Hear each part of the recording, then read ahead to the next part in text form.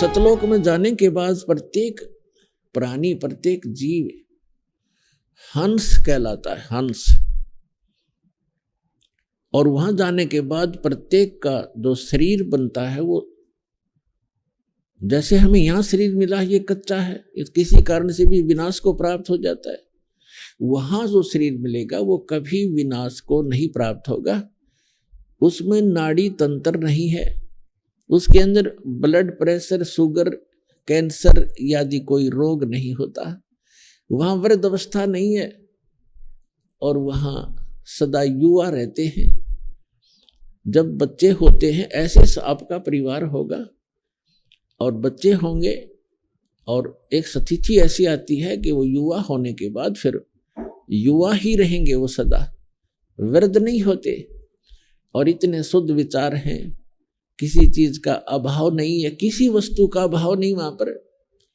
यहां तो एक हीरा आपने शायद किसी ने जीवन में देखा भी नहीं होगा, हीरा। और वहां सतलोक के अंदर हीरों के तो पहाड़ हैं, जैसे यहाँ पत्थर के पहाड़ हैं, वहां हीरे ठोकरों में रले मिलेंगे आपको। और दूधों की दरिया बहती हैं, सदाबहार वृक्ष हैं, किसी चीज का अभाव नहीं, जहां बैठो कुछ खाओ। और सब पकवान आपको किसी प्रकार के पकवान, जैसे परमात्मा जब काशी में आए हुए थे 120 वर्ष रहे, तो एक बार किसी ने मजाक कर दिया था, झूठी चिट्ठियां डाल दी थी कबीर भगवान के नाम से कि सभी साधु संत आओ और कबीर साहब भंडारा कर रहे हैं। और उस समय लीला कर रहे थे, दाता एक गरीब कति एक सिंपल भगत की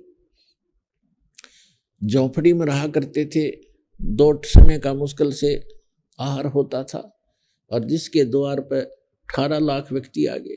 तो वो परमात्मा स्वयं गए अपने निज स्थान सतलोक में, और वहां से 9 लाख बैलों के ऊपर बने बनाई जलेबी, कचौड़ी, पकौड़ी, दही, बड़े, बूंदी, लाडू, सब कुछ भरकर, दाल, चावल, खांड, खीर, सब कुछ बने बनाया, और यहाँ सेकंड में लाता रहे।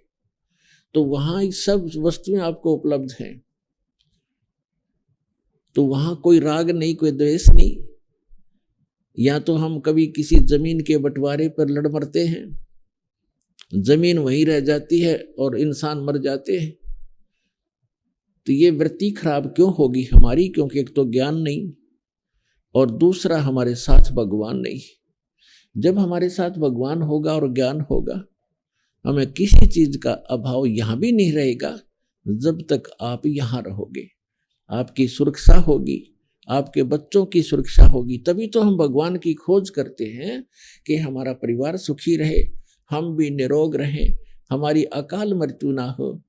चलो मृत्यु तो ये मानते हैं हम, बूढ़े में बुढ़ापा मर जाएं, लेकिन बीच में ना मरे। तो ये इस गंदे लोक में भी, इस नासवान स्थल पर भी, उस अविनाशी परमात्मा कबीर जी की शरण में आने के उपरांत ही हम ये सुख भी प्राप्त कर सकते हैं। तो ये ज्ञान हमें अभी किसी ने बताया ही नहीं, और परमात्मा आकर बताने की चेष्टा कर रहे थे।